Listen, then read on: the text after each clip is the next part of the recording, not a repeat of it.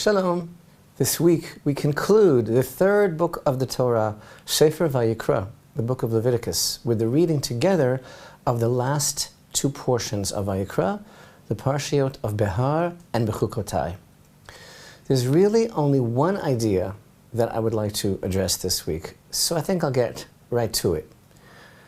The second of our two Parashat, the portion of Bechukotai, opens with 13 succinct and sublime verses of blessing, which are the result of living in accordance with God's covenant.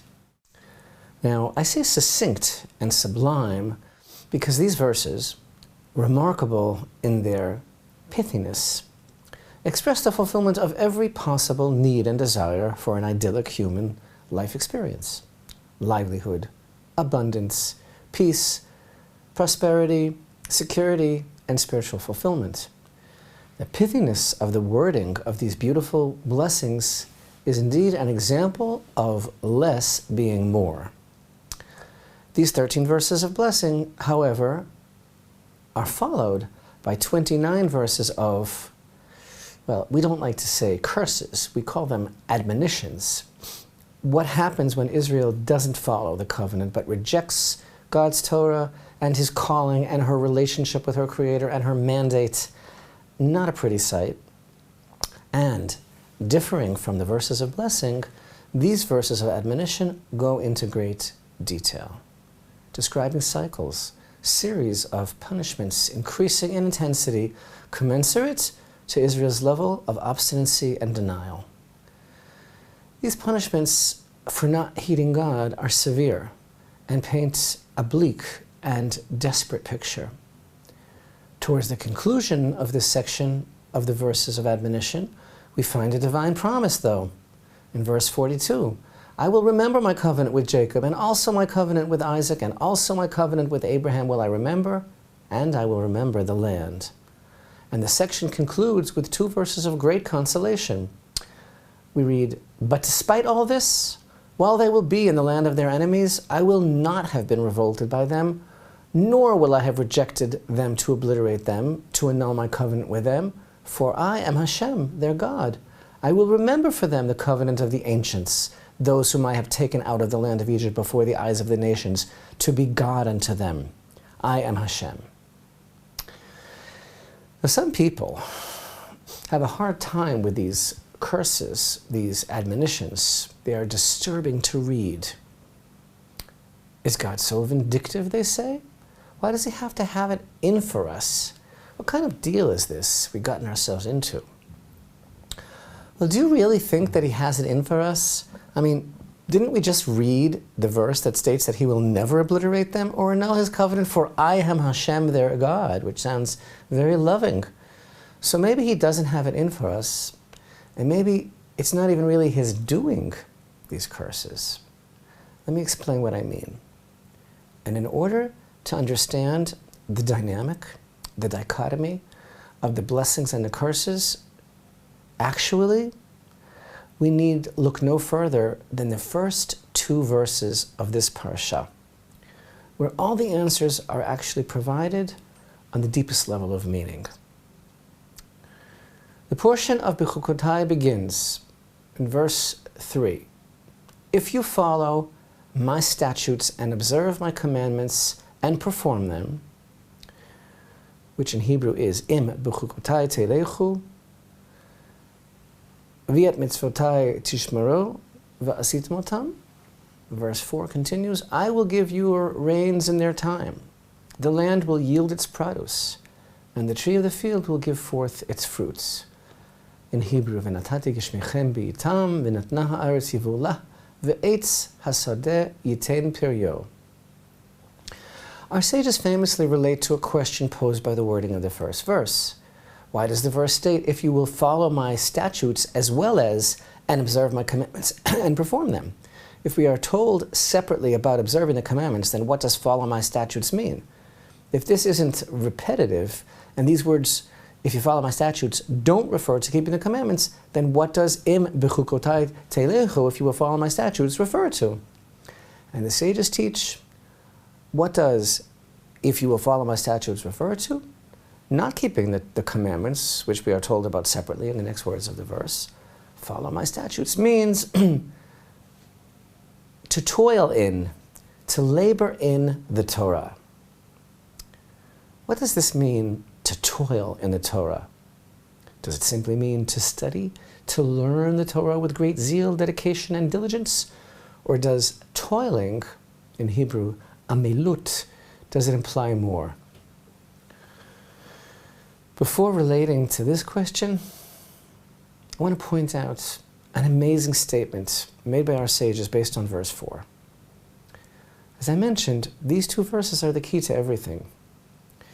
Verse 4 states, as a result of verse 1, yes, if you follow my statutes and observe my commandments and perform them, then verse 4, the next verse states, I will give your rains in their time, the land will yield its produce, and the trees of the field will give forth its fruit. Our sages state that in the future, when the world is perfected, even barren trees, non-flowering trees like gymnosperms, all the barren, non-fruit-bearing trees will in the future also give forth fruit. How do you know that? Because this verse states, Ve'etz hasodeh attain piryo, and the tree of the field will give forth its fruits. It doesn't state, and the fruit trees will give forth their fruit. It states, the trees of the field, meaning the non-fruit-bearing trees. Oh, so this verse, foretelling the blessings in store for following his statutes and observing his commandments, actually provides a vision of and a promise to return to the pristine state of the world before Adam ate from the tree of knowledge in the Garden of Eden.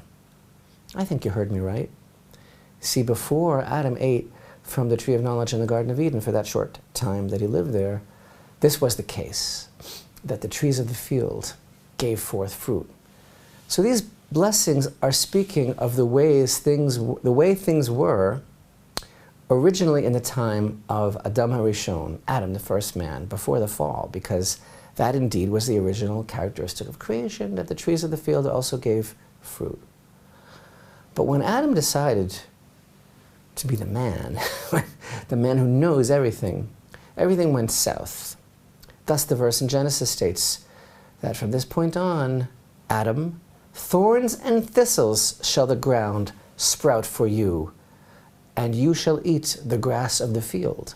Genesis 3, verse 18. The thing is, what we're being told here is that by listening to Hashem and following his Torah, we can fix the entire situation. We can restore the world and remove the ground from its curse. That the direct result of following the statutes and observing the commandments will see the entire earth return to its pristine state as promised. So, like I mentioned, some people have a really hard time with God and the things he says here and the things that befall a man, but the truth is no use blaming him because everything is up to and dependent upon man. Open up your heart in the deepest way. Hashem is not warning us here in these verses of admonition, not warning us of what he will do to us. Hashem is warning us of what we will do to ourselves. It's only because of the mixed up confusion within man himself that, as Hashem said, the ground is cursed because of you. Go look at that verse. Thorns and thistles shall it sprout for you, but it doesn't have to be that way. And the wording of this blessing, the trees of the field giving forth fruit, reflects the rectification that is within man's reach, within his grasp, to accomplish. So the whole tikkun, the whole fixing of everything, this whole state of affairs, is if you will follow my ordinances and observe my commandments, follow my statutes and observe my commandments to keep them. Why? Why is that the whole tikkun? Because doing so is the exact opposites of Adam's sin at the tree of knowledge, which he did because, as the snake said, you'll be like God, knowing good and bad. But you see, knowing is not enough. The main thing is doing his will. Now, does this ring a bell? What else is this similar to what we're saying here? That to follow and observe is a fixing for putting knowledge above doing the right thing. Opening the heart's deepest way. When God gave the Torah to Israel, they responded collectively as one man. Exodus 24:7. All that Hashem declared, we will do and we will listen. Sometimes translated as we will do and we will obey, or we will do and we will understand. Na'aseh v'nishma. This is a very important statement because it means that Israel accepted upon themselves to perform God's will, to do the commandments, first and foremost to do them, and afterwards to hear the reason and understand. But doing comes first. Doing is what counts. So the Talmud states, said Rabbi Elazar, at the moment that Israel uttered the words, we will do, before we will understand, a heavenly voice declared, who revealed this secret to my children, the secret that is used by the ministering angels? This quality was always Israel's strength, writes the illustrious Rabbi Avraham Yitzchak Cohen Cook. He writes, something that is natural does not even need to be learned. He says, the bees build perfect honeycombs without ever having had any engineering course. What does na'aseh v'nishma, we will do and we will listen, have to do with the angels? He points out that in the spiritual realms, spiritual beings do not need the level of nishma, of understanding, to precede their actions, because their holiness is intrinsic in their nature. Only men who could be thoroughly confused need to toil, to make an effort to return to their natural, pure spiritual nature. That's what it means to toil in the Torah. That's what it means, im Bechukotai telechu, if you will follow in the way of my statutes. And the sages explain this means to toil, to labor in the Torah. It means to work thoroughly and consistently on ourselves so that the Torah purifies us and resonates within us with who we are, so that we in turn can return the earth to its state of blessing.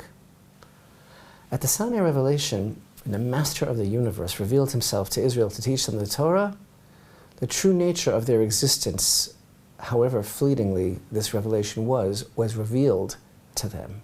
And they reached this sublime level, their natural pure level. And thus, they were able to declare, we will do, and only afterwards we will listen. And now we need to be toiling and laboring with sincerity and dedication to get back to where we belong. And the fate of the world, as testified so eloquently in our Torah portion, the fate of the world hangs in the balance. But you can't go blaming God for the curses that we bring upon ourselves when He has presented us with the recipe for putting the fruit back on the trees of the field. It's all about, he says, following my statutes and toiling to become the best people that we can be. And this Shabbat, when we conclude the book of Vayikra, the congregation will rise to its feet and declare as one man, as is the custom upon concluding each book of the Torah, Chazak, chazak, v'nitchazek, be strong, and let us be strengthened. Let us be strengthened indeed.